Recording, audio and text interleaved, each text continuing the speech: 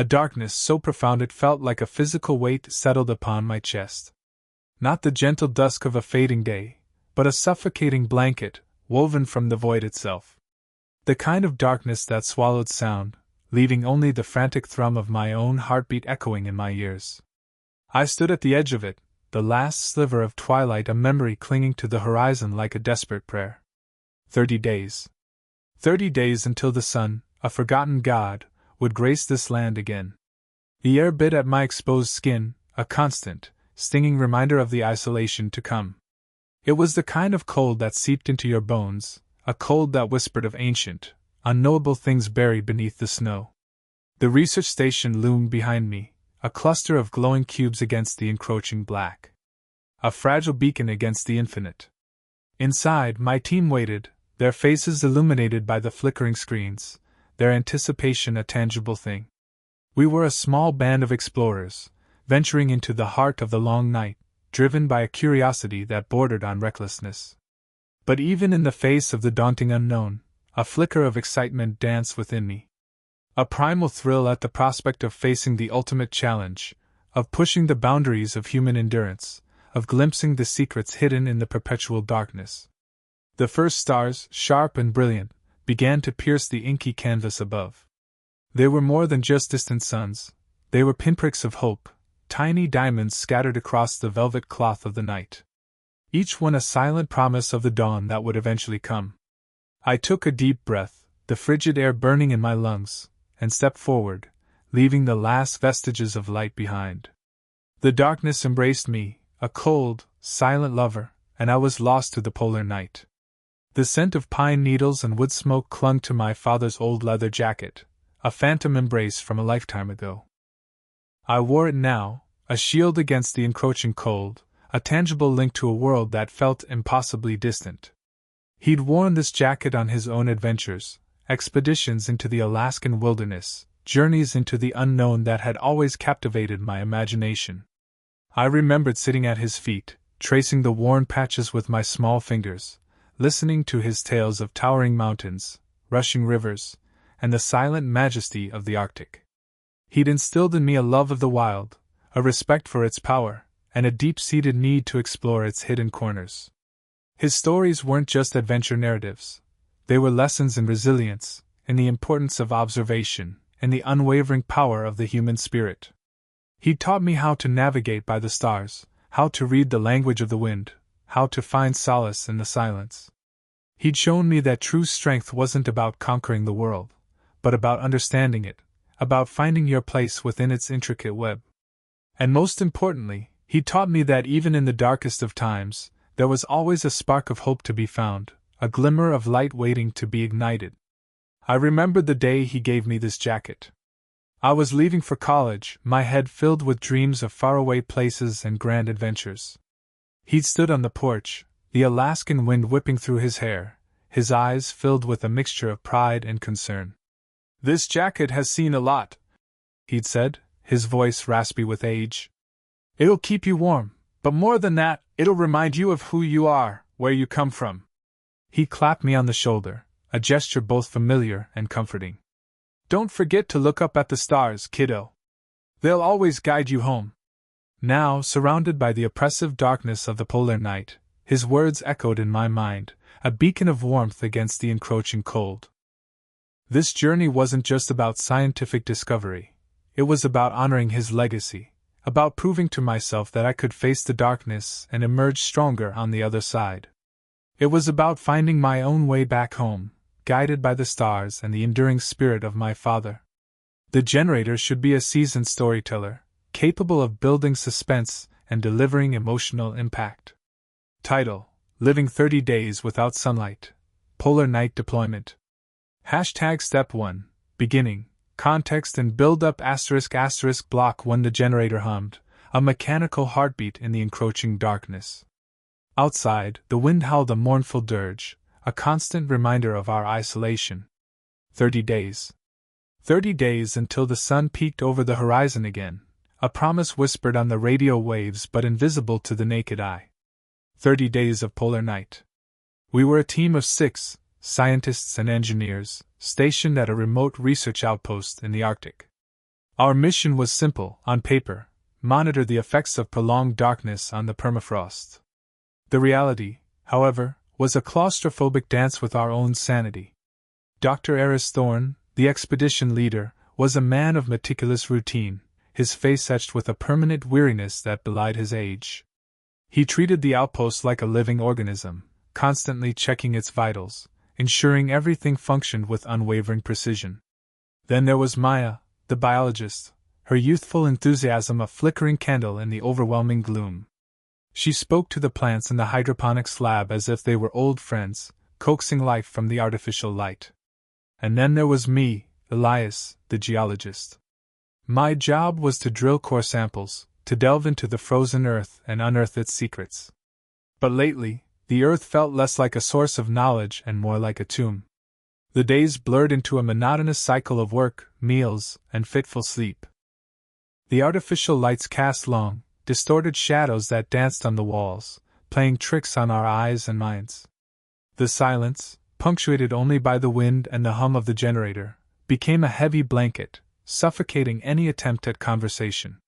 Block 2 tension simmered beneath the surface, a low hum that resonated with the generator's drone. Small things started to grate. The way Eris chewed his food, the incessant clicking of Maya's pen, the way Ben, the engineer, hummed off-key while tinkering with the equipment. One evening, during dinner, the simmering tension finally boiled over. It started with a simple disagreement about the optimal temperature for the hydroponics lab. Maya insisted on a higher setting to encourage growth, while Eris argued that it would strain the generator. Words were exchanged, sharp and cold as the Arctic wind. Ben chimed in, taking Eris's side, and soon the three of them were locked in a heated debate, their voices echoing in the small mess hall. I sat in silence, picking at my food, feeling a familiar sense of detachment wash over me.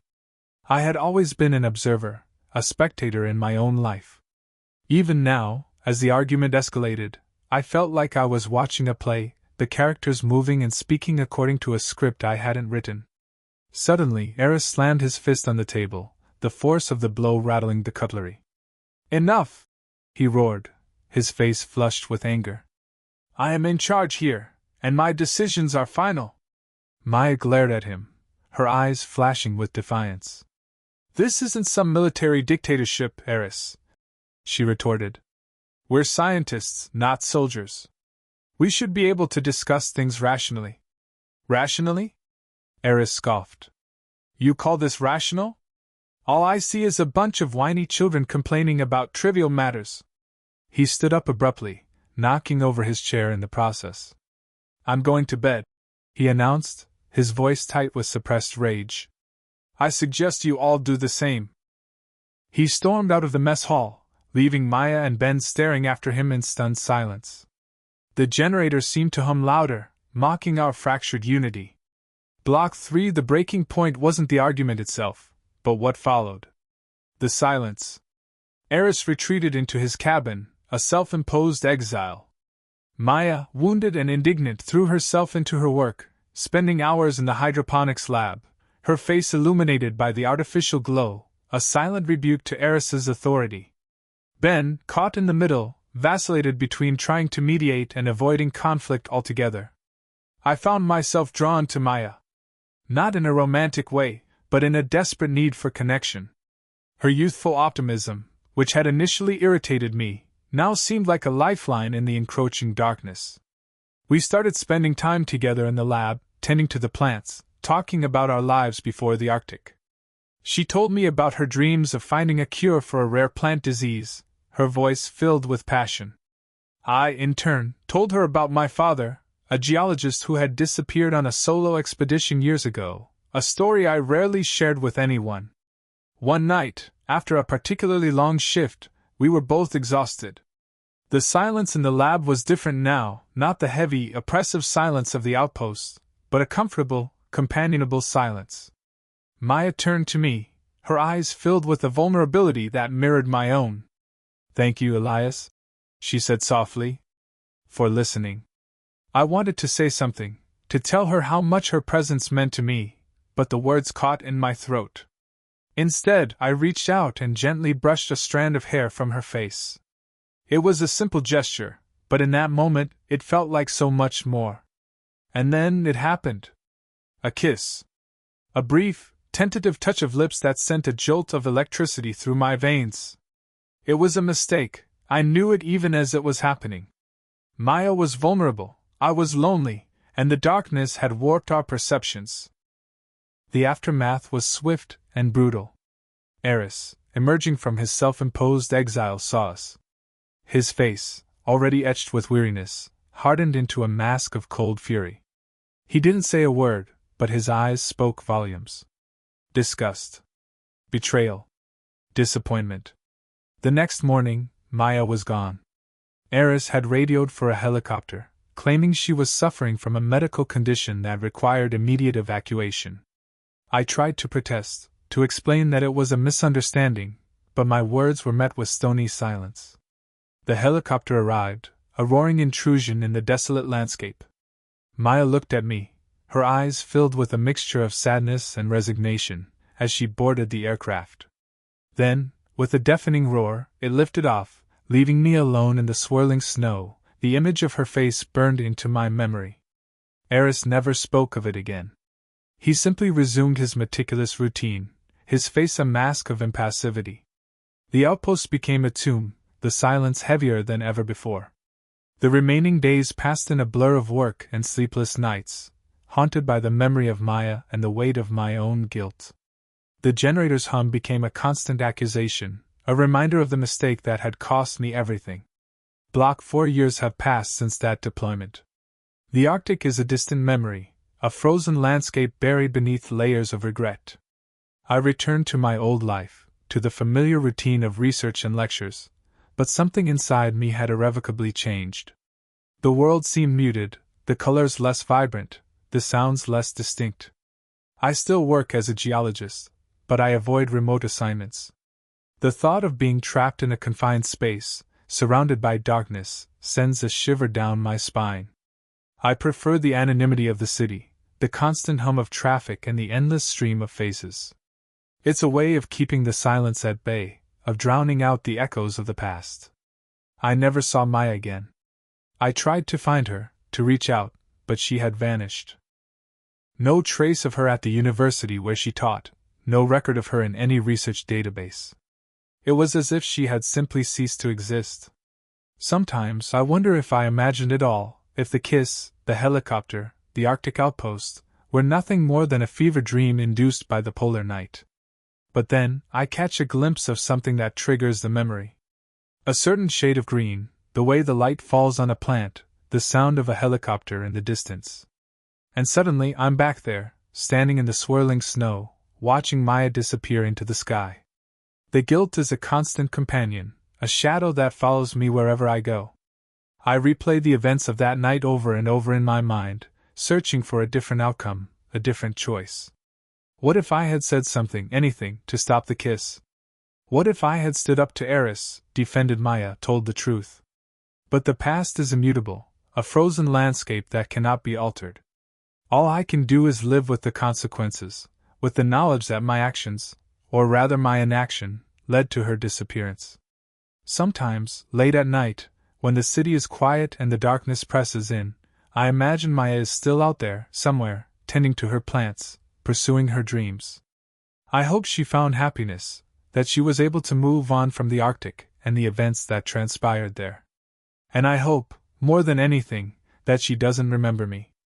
That I'm just a forgotten face in a long line of faces, a fleeting memory erased by time. Because the thought of her remembering, of her carrying the same burden of guilt and regret, is more than I can bear. The darkness, I realize, isn't just the absence of light. It's the presence of what you can't forget. Block 5, the final sunrise. It clawed its way over the horizon, a bruised and fragile dawn, painting the snow-covered peaks in hues of violet and rose. A symphony of color, impossibly vibrant after the monochrome prison of the polar night. I stood outside the research station, the biting wind a familiar sting on my cheeks, but this time, it felt different. Cleansing.